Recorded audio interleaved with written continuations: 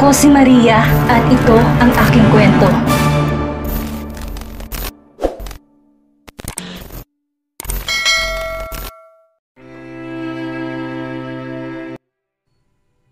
Madaling pa nang gisingin si Demi nang malakas na ring ng kanyang cellphone. Pikit matang inabot ng dalaga sa bedside table ang kanyang cellphone at sinagot. Hello? Anang dalaga sa paus na tinig. Demi, nasan ka? Kasama mo ba si Max? Anang pamilyar na boses ni Christoph sa kabilang linya. Napakurap si Demi, nangunot noo. Christoph? Bakit? Anong kailangan mo? It's about Lola Criselda. Tell Max to come to the hospital immediately. Automatikong tinambol ng kaba ang dibdib ng dalaga nang marinig ang pangalan ni Criselda. Bakit? Anong nangyari kay Lola?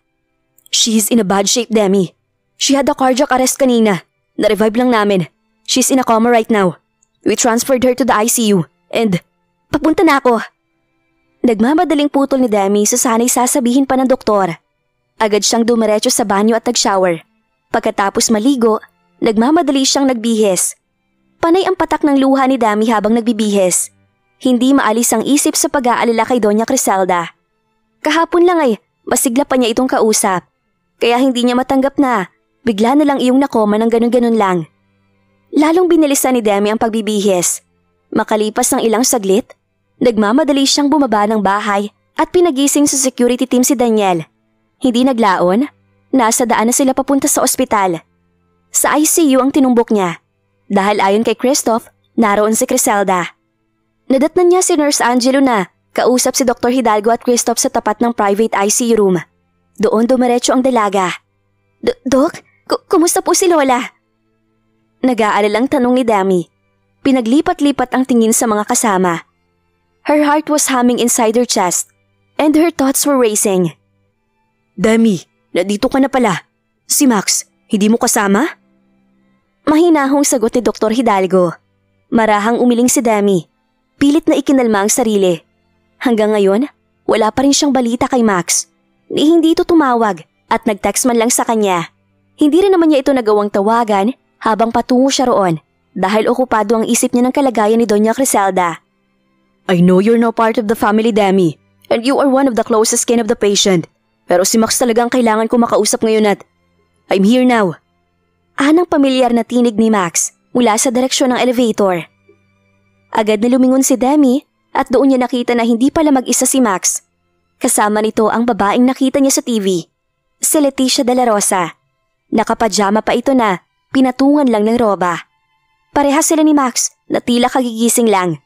Humapdi ang lalamunan ni Demi sa mga ideyang nabuo sa kanyang isip sa nakitang hitsura ng dalawa. Sinubukan niyang palisin ang mga yon. Subalit, hindi niya magawa. Pilit pa nga yata nagsumiksik sa kanyang isip na lalong nagpapahirap sa kanyang damdamin. Nilampasan ni Max si Demi at diretsyong kinausap ang doktor. What happened, Doc? Maayos pa naman si Lola kagabi nang iwan ko siya. Nagmamadaling tanong ng binata. Bakas ng pag-aalala sa tinig. Si Leticia naman ay sumiksik sa tabi ni Max, kaya napilitang umusog si Demi palayo. She suddenly had a cardiac arrest, Max. Kinailangan namin siyang tubuhan to revive her. She's also in a coma right now. Anang doktora. Maililigtas niyo po ba si Lola, Doc?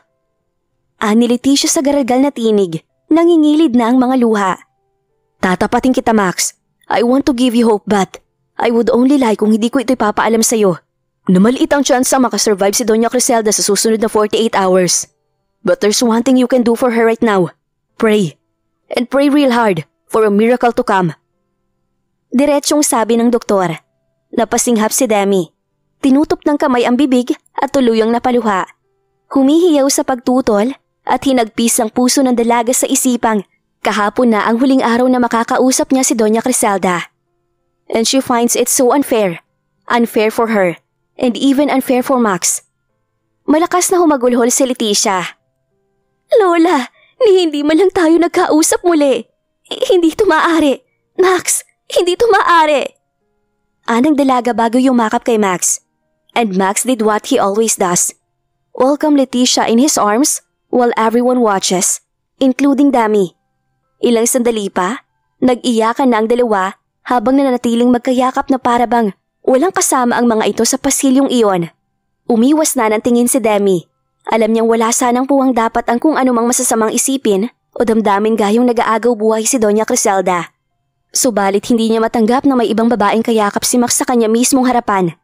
Alam niya magkaibigan sina Leticia at Max, kaya lang, hindi niya mapigilan na mag-isip ng iba. Ganoon ba ang laging ginagawa ng asawa kay Leticia kapag naroon ito sa bahay ng mga De La Rosa? Iyon lang ba ang ginagawa ng mga ito? Nagtatabi ba ang mga ito sa pagtulog? Hanggang pagtulog lang ba talagang ginagawa ng mga ito? O higit pa? Nanginig na ang mga tuhod ni Demi sa naisip. Muling naliyo. Mabuti at naiupo pa niya ang sarili sa bench na naroon. Mariin niyang ipinikit ang kanyang mga mata at makailang ulit na humigit at nagbuga ng hininga. Hindi siya maaaring magpadala sa mga konklusyon na nasa kanyang isip. Kailangan niya munang makausap si Max. Tanungin ng asawa kung may katotohanan ba ang kanyang mga naiisip. Subalit paano niya sisimulan? Nasa bingit ng kamatayan si Criselda. And Max is as devastated as she is with the news about the old woman's current health condition. Nagpunas ng luha si Demi. Nag-angat ng tingin. Wala na sina Leticia at Max. Sabay na pumasok sa private ICU suite kung saan naroon si Criselda. Si Christoph na lang ang naroon sa hallway. Naiwan kasama niya. "Are you okay?" Tanong ni Christoph. Napilitang tumango si Demi kahit na nangingilid ang kanyang luha. The next 48 hours is not about her. It's all about Criselda's survival. Kaya kung anumang nararamdaman niya at naiisip, kailangan niya munang sarilinin. "Are you sure?" Muling tanong ng doktor. Hindi kumbinsido ang binata sa sagot ni Demi. She looked paler and weaker than the last time he saw her nung na-admit sa ospital si Criselda. At kahit na alam niyang bawal ang nararamdaman niya kay Demi dahil asawa na ito ni Max, hindi pa rin niya mapigilan ang mag-alala para dito. "Nagpa-check up ka na ba? Gusto mo magpadala ako ng doktor dito at..." Marahang umiling si Demi. Tumayo na sa bench at inayos ang sarili. Huwag na, Christoph. Maayos ako. Kulang lang ako sa tulog." Anang dalaga bago bumaling sa viewing window ng private ICU suite. Naroon pa rin sina Dr. Hidalgo, Nurse Angelo, Leticia at Max. Dumako ang tingin ni Demi sa maghugpong na mga kamay ni na Leticia at Max at hindi niya muling naiwasan ang paghapti ng kanyang dibdib. Lihim niyang ipinilig ang kanyang ulo at pinaalalahanan ang sarili na hindi iyon ang tamang oras upang makaramdam siya ng ganon. Nang lumabas sina Max at Leticia sa suite, si Christoph naman ang niyakap ng babae.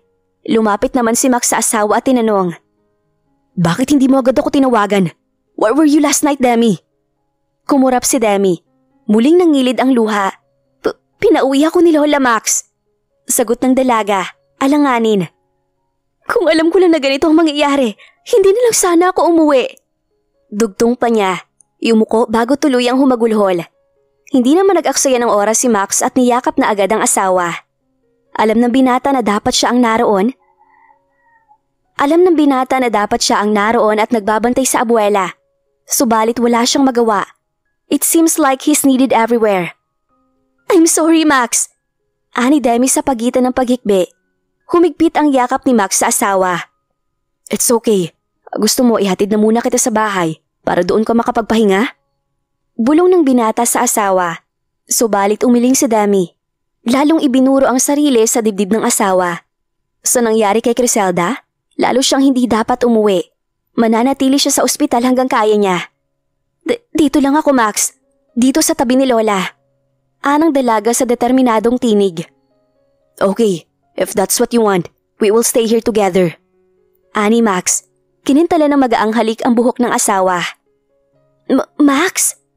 Pukaw ni Leticia sa kaibigan maya-maya. "Gusto ko na sanang umuwi. Kung pwede na."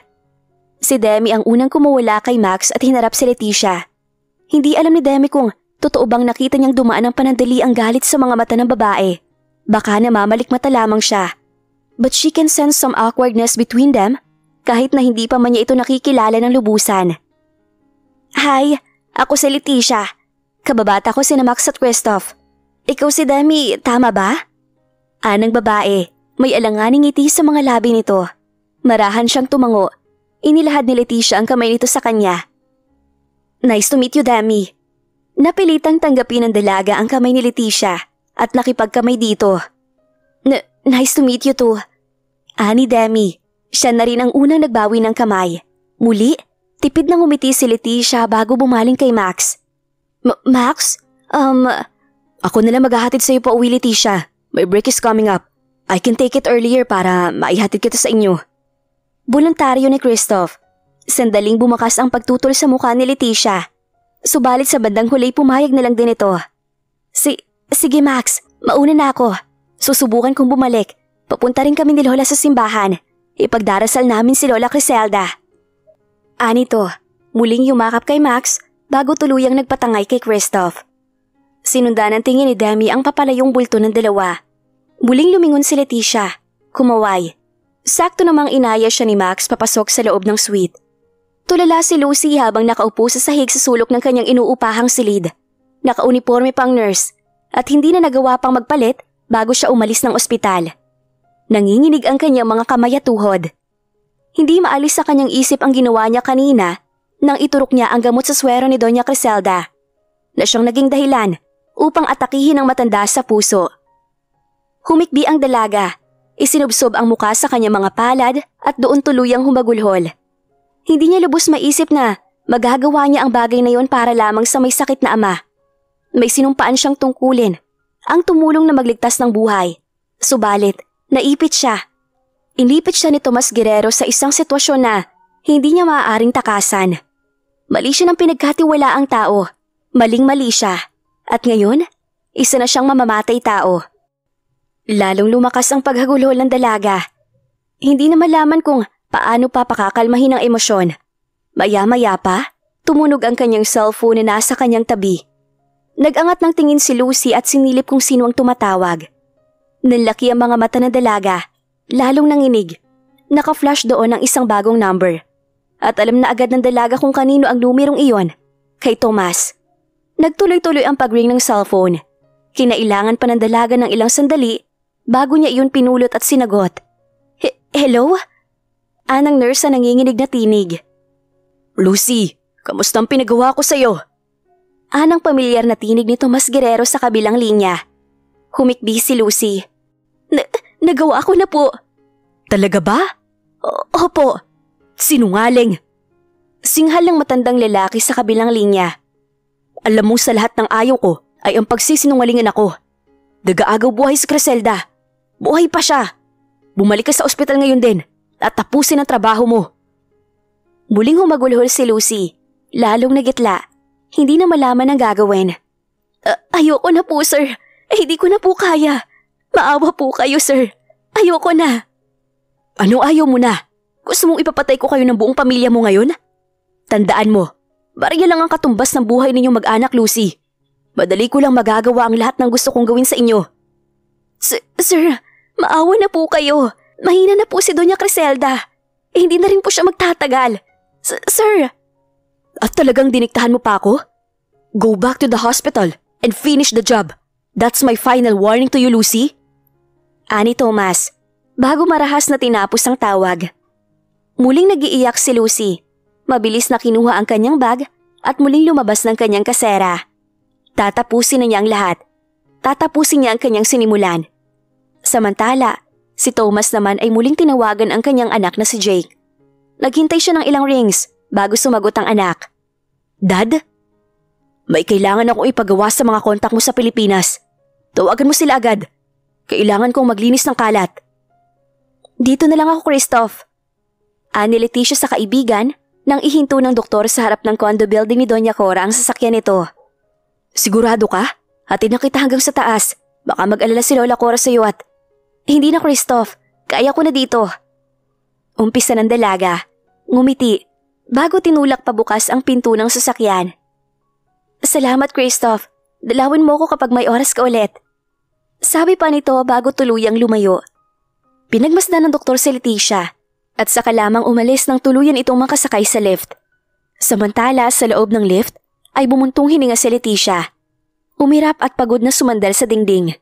Maya-maya pa, tumunog ang kanyang cellphone. Isang maliit na non-camera phone na laging nakasuksok sa kanya dahil baka tumawag siya. Hinugot ng dalaga ang cellphone mula sa kanyang bulsa at sinagot ang tawag. Dumaan ka sa 5th floor, sa may janitor's room. Ngayon na. Anang nasa kabilang linya bago pinutol ang tawag. Umirap si Leticia muling pumindot sa floor buttons. Ilang sandali pa, tumigil sa 5th floor ng building ang lift. Agad na humakbang ang dalaga palabas ng lift at nagtungo sa lugar na sinabi ng kausap. Pagpasok niya roon, nakita niya agad siya. Si Becca de la Rosa, ang dahilan kung bakit naroon siya sa mundo ng mga mayayaman. Anong balita? Anang matandang babae. Nakasuot ito ng uniforme ng mga janitor ng building. Wala pa. Ani Leticia, muling umirap. Bakit wala pa? Pwede ba? Ayus-ayusin mong trabaho mo? Gigil na sabi ni Becca. Pinusta ko sa'yo lahat ng kayamanang meron ako. Kapag pumalpa ka, ako mismo ang papatay sa'yo. Natawa si Leticia. Hindi ako papalpak, Becca. Dahil tama ka. Mabilis mapaikot ang mga mayayaman. Pwes, gawin mo na. Muling sabi ni Becca. Dahil kapag akong nainip, baka kung anong magawa ko sa'yo. Just send those to me then. I need to read the documents before we file the counter affidavit. Alright, I'll wait. Ani Max kay Ella habang kausap ng binata ang kanyang assistant sa cellphone. He is in a lot of mess right now in the office, kaya hindi niya maiwan ng mga trabaho kahit na naroon na siya sa ospital at binabantayan ang kanyang abuela. He needs to make time for all those concerns too, because that's his job as the CEO of GDC, to keep everything afloat even if his life is crumbling into pieces. I know, but tell Attorney Marquez that I will call him later today for further instructions.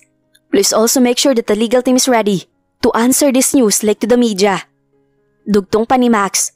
Nagbuga ng hininga bago tuluyang tinapos ang tawag. Sandaling pinakatitigan ng binata ang kanyang cellphone. Iniisip kung kailan ulit magre-ring iyon. He barely slept, and he's been answering calls left and right the whole night last night. The concerns relating to GDC kept piling up, and he felt like he is in a nightmare even when he's wide awake. Ipinilig ng binata ang kanyang ulo. Pinisil ang pagitan ng mga mata.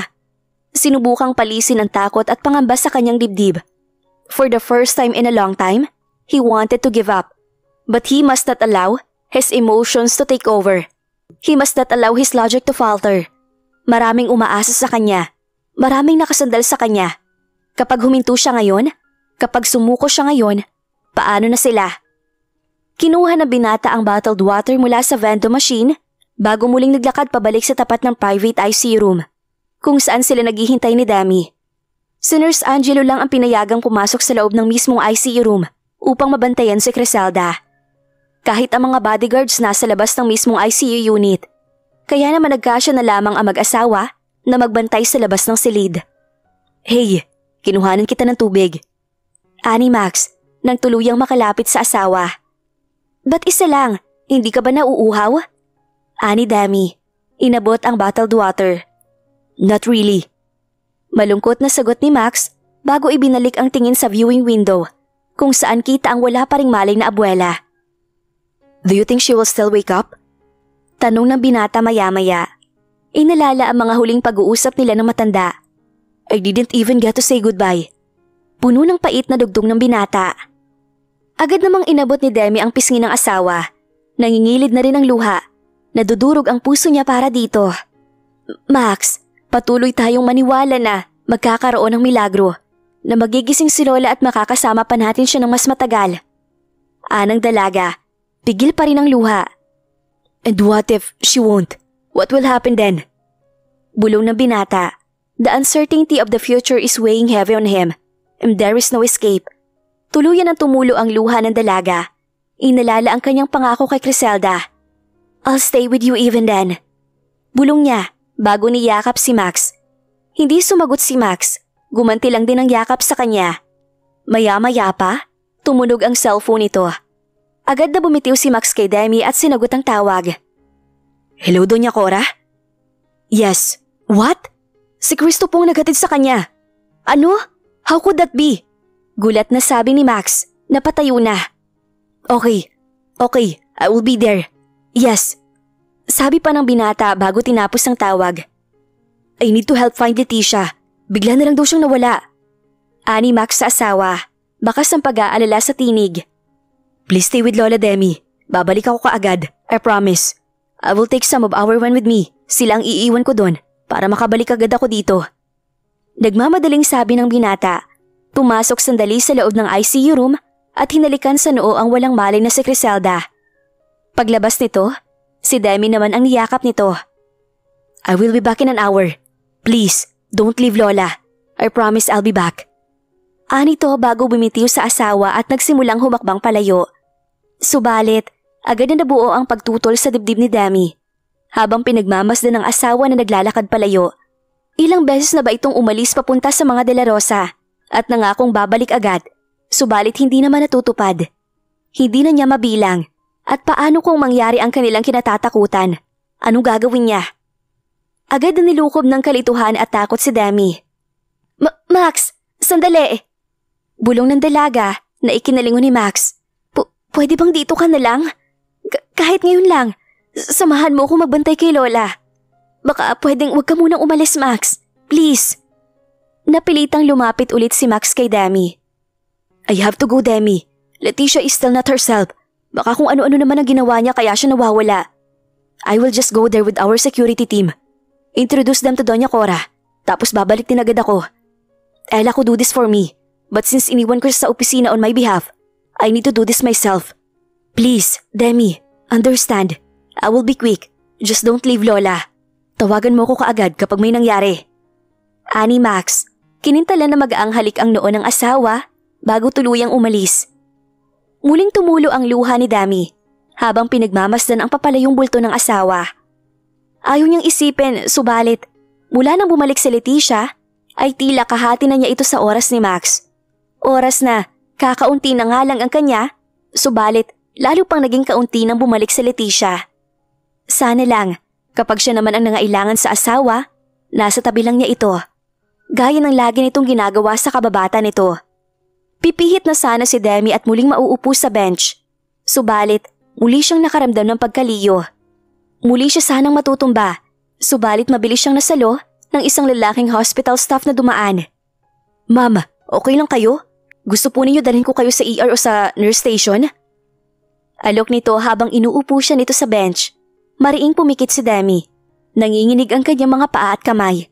Tatanggi pa sana siya, subalit patuloy sa pag-ikot ang kanyang paningin. Sa nurse station na lang siguro. Doon mo na lang ako dalhin please. Pakiusap ng dalaga. Tumango ang lalaki. Mabilis na kumuha ng wheelchair bago siya dinala sa nurse station. Pagdating doon, inalalayan siya ng staff at ng isang nurse na makahiga sa gurney. Matapos niyon, kinuhanan siya ng nurse ng BP. Normal naman po ang blood pressure ninyo, ma'am. Anang nurse, kailan pa po kayo nahihilo? Ilang araw na rin, mula nang makonfine ng pasyente namin. Mahinang sagot ni Dami. Nahihilo pa rin. Last menstruation po ninyo, alam nyo ba? Hindi po ba kayo buntis? Tanong ulit ng nurse na labis na ikinabigla ni Dami. Umalo na ang kaba sa dibdib ng dalaga. Sandaling natigilan bago. Hindi naman ako buntis. Tumango ang nurse. Sige ma'am, ipahinga niyo na lang po muna bago kayo bumalik sa pasyente ninyo. Tumango si Demi. Subalit na natili sa isip ang sinabi nito. Bakit nga kaya tila nakakaramdam ng kakaiba sa sarili niya si Demi? At ano ang mangyayari ngayong may itinatagong masamang ugali si Leticia? Ano ang gagawin niyang kasamaan sa buhay ni Max at Demi? At ano ang mangyayari kay Lola Criselda ngayong nasa bingit siya ng kamatayan sa kamay ni Lucy? Yan ang